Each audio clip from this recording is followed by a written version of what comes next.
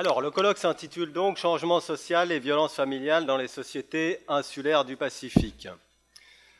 Comme toute institution, la famille se construit au croisement de dynamiques sociales, culturelles, mais aussi économiques, juridiques et politiques.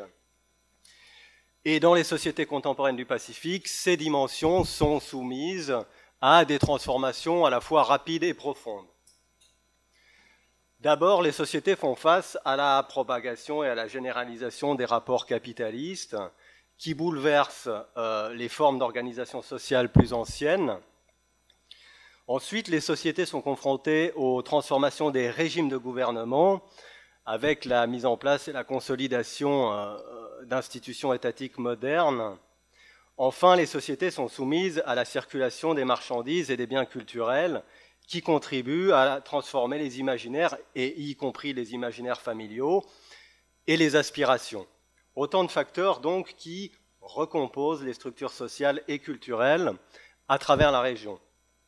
Alors le colloque vise à replacer la question des violences familiales dans le contexte de ces bouleversements. Étant donné la très forte prévalence des violences familiales au sein de cet espace, le colloque vise à la fois à approfondir les connaissances sur les violences familiales dans la région et à explorer ce que ces violences nous disent des transformations à l'œuvre dans les sociétés du Pacifique. Alors dans cet esprit, on a souhaité développer une approche comparative, comme vous avez pu le voir dans le programme et comme il en a été fait mention tout à l'heure. Les communications porteront ainsi sur la Polynésie française, bien sûr, mais aussi sur la Nouvelle-Calédonie, Aotearoa, donc la Nouvelle-Zélande, Hawaï, la Papouasie-Nouvelle-Guinée, ainsi que le Vanuatu. Dans chacun de ces cas, les transformations sociétales doivent être rapportées à des circonstances... Ah oui, ouais. Effectivement, nous avons perdu notre traducteur.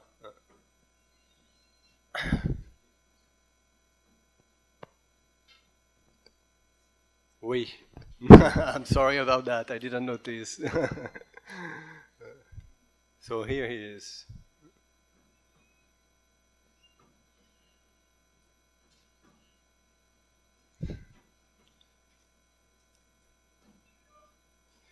Bien alors, vous m'excuserez, mais je vais peut-être quand même reprendre pour les collègues anglo-saxons qui n'ont pas pu écouter le départ. Ok. Donc reprenons si vous le voulez bien. Ce sera un peu redondant pour les francophones, mais utile aux anglophones.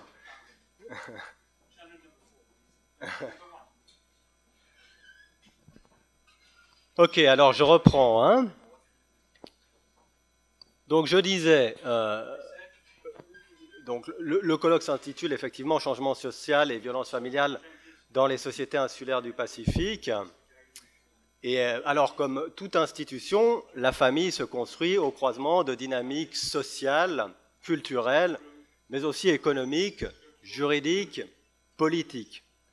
Dans les sociétés contemporaines du Pacifique, ces dimensions sont soumises à des transformations qui sont à la fois rapides et profondes. D'abord, les sociétés font face à la propagation et la généralisation de l'économie de marché et des rapports capitalistes, qui bouleversent les formes d'organisation sociale plus anciennes. Ensuite, les sociétés sont confrontées aux transformations des régimes de gouvernement, avec la mise en place et la consolidation d'institutions étatiques modernes. Et enfin, les sociétés sont soumises à la circulation des marchandises et des biens culturels qui contribuent à transformer les imaginaires, et y compris les imaginaires familiaux, et les aspirations. Autant de facteurs, donc, qui recomposent les structures sociales et culturelles à travers la région. Alors, le colloque vise à replacer la question des violences familiales dans le contexte de ces bouleversements.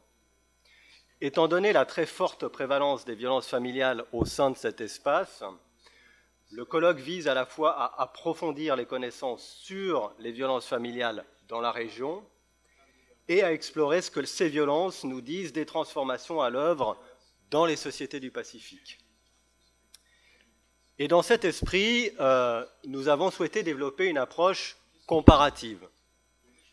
Les communications porteront ainsi sur la Polynésie française, la Papouasie-Nouvelle-Guinée, ainsi que Aotearoa, la Nouvelle-Zélande, Hawaï, la Papouasie-Nouvelle-Guinée, je l'ai dit, et le Vanuatu.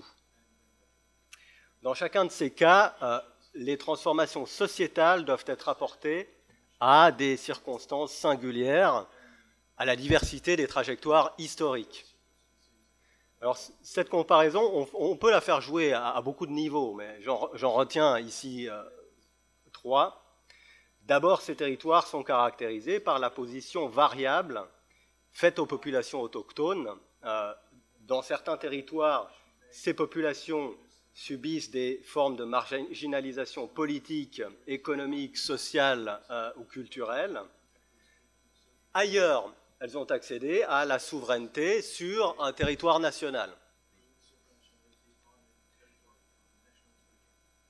Enfin, la Polynésie française nous semble particulièrement complexe eu égard à son statut politique particulier et à la position sociale, politique et économique des populations polynésiennes en son sein.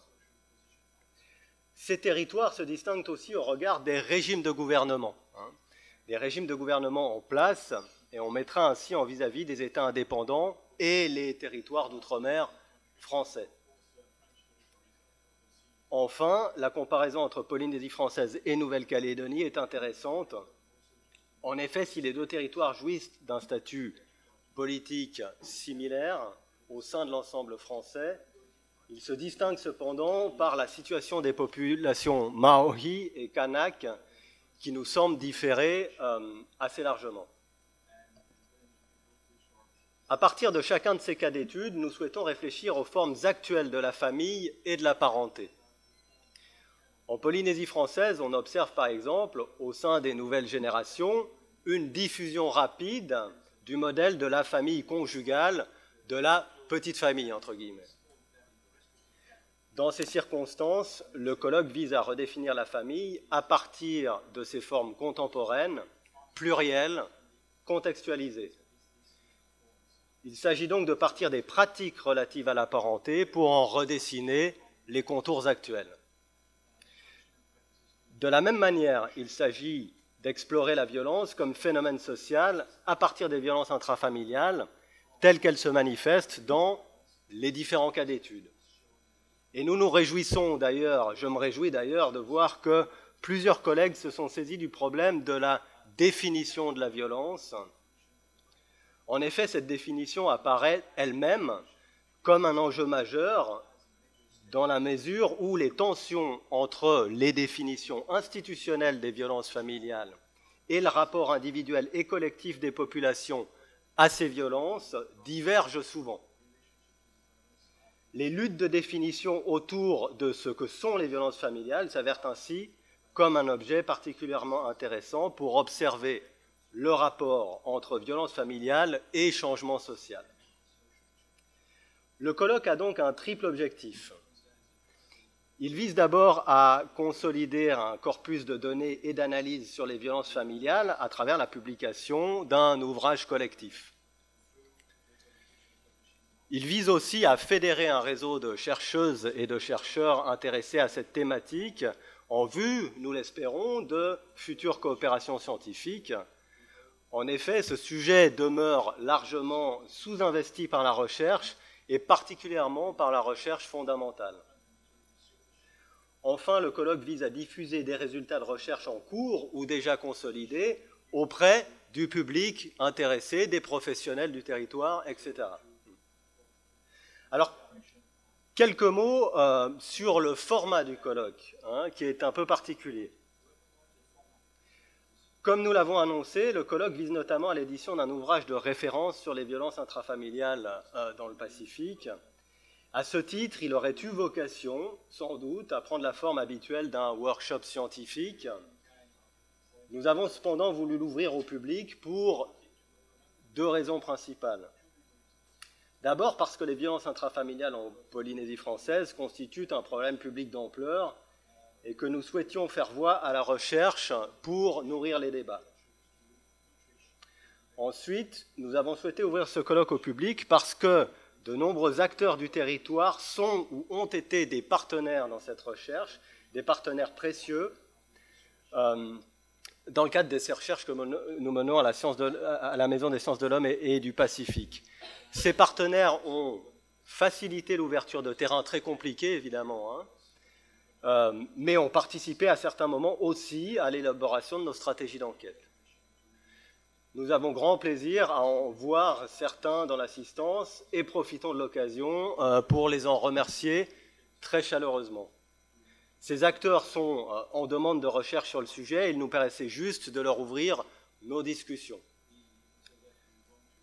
En termes de format toujours, nous avons souhaité offrir un luxe assez rare aux collègues intervenants en leur permettant de présenter leurs travaux en longueur, puisqu'ils disposent de 45 minutes pour faire leurs exposés, suite à quoi on aura 15 minutes de questions, 15 à 30 minutes de questions en fonction des exposés venant de la salle. Alors, en ce début de journée, nous voulons conclure en souhaitant un excellent colloque au public et aux intervenants. Merci, Maruru.